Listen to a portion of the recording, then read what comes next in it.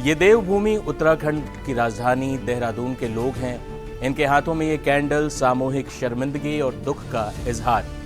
भारत के एक बेटे की जान यहां चाइनीज कहकर ले ली गई। अब इस मामले में मुख्यमंत्री पुष्कर सिंह धामी सहित पूरा केंद्रीय नेतृत्व एक्टिव हो चुका है। लेकिन सवाल यह है कि आखिर क्यों नस्लीय हिंसा का शिकार देश में ही देश के लोग हो रहे हैं। 24 साल के एंजल चकमा की हत्या ने नई बहस छेड़ दी है।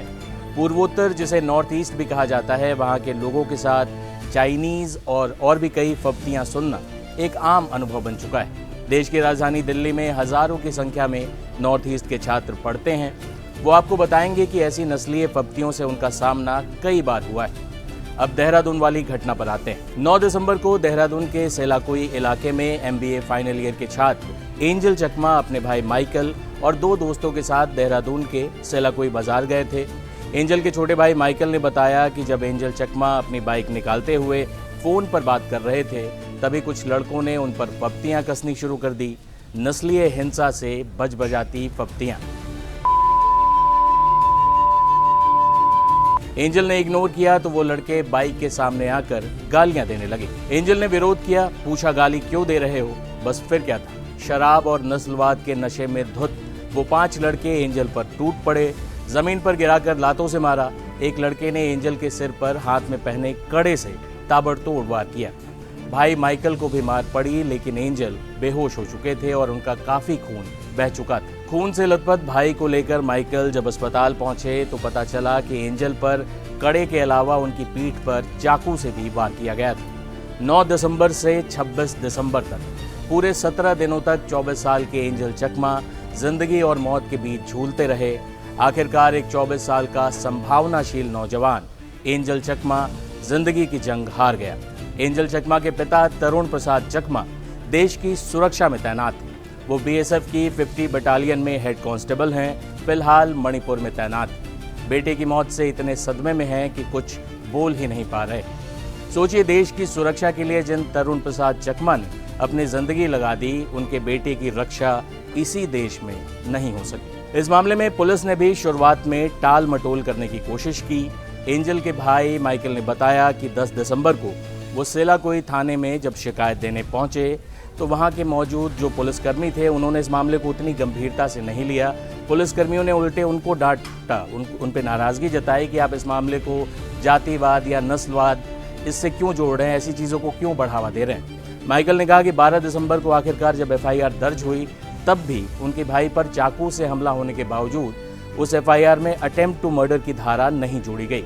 उन्होंने कहा कि उस समय परिवार चाहता था कि इस धारा को शामिल किया जाए। इस मामले में पुलिस की कार्रवाई को लेकर राष्ट्रीय अनुसूचित जनजाति आयोग ने भी हस्तक्षेप किया है।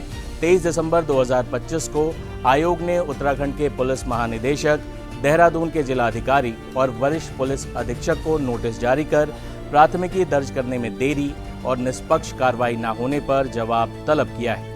वहीं पुलिस ने बताया कि 5 आरोपियों को गिरफ्तार कर लिया गया है, जिनमें से 2 नाबालिग।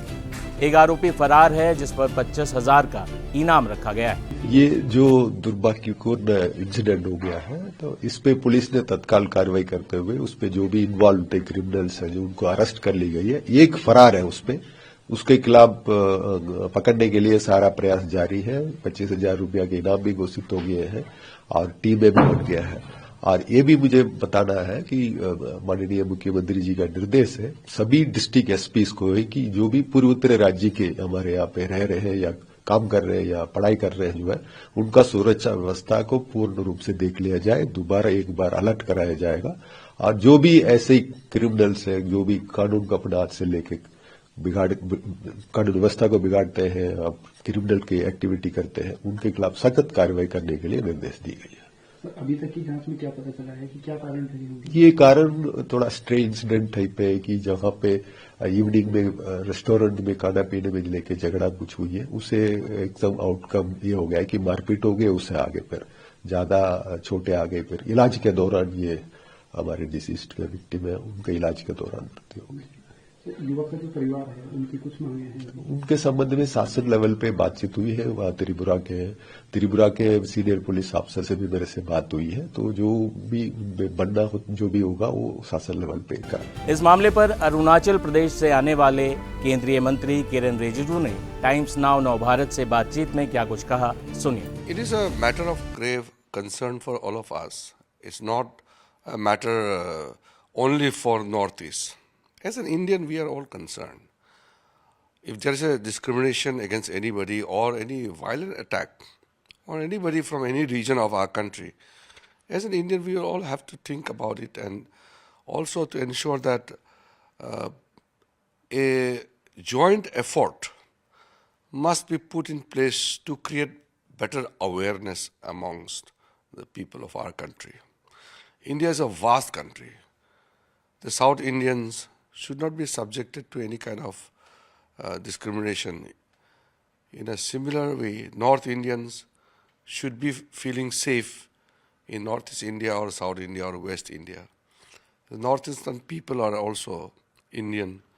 They also should feel safe anywhere in the country. So, basically, it is a matter for influence the authorities to act strongly.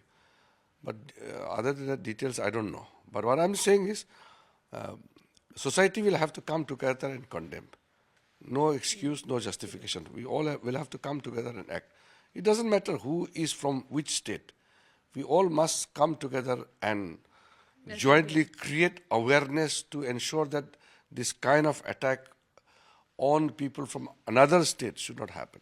Well, thank you so much for speaking to us, Mr. Rijizu. This is कुल मिलाकर angel चकमा की हत्या करने वाले 5 या 6 आरोपियों की ही बात नहीं है। ये मानसिकता क्या है कि अपने ही देश के लोगों को चाइनीज कहकर बुलाया जाए, सिर्फ इसलिए कि वो आपसे अलग दिखते हैं। कहीं किसी को भाषा के नाम पर पीटा जा रहा है, कहीं किसी को एथनिसिटी के आधार पर। ऐसी हर घटना देश की एकता के धागों को चटकाती है।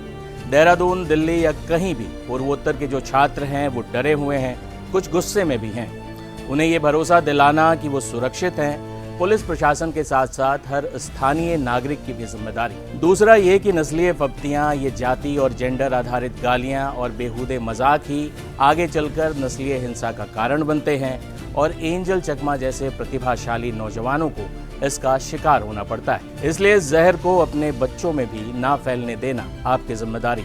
वरना खुद से ये सवाल पूछिए कि क्या आप चाहते हैं कि आपके बच्चे भी उन नाबालिग आरोपियों की तरह हो जाएं जो नशे में किसी की हत्या कर सकते हैं। एंजल चकमा की हत्या नस्लीय हिंसा का वो शर्मनाक दाग है जिसे धोने में देहरादून को काफी वक्त लग जाएगा।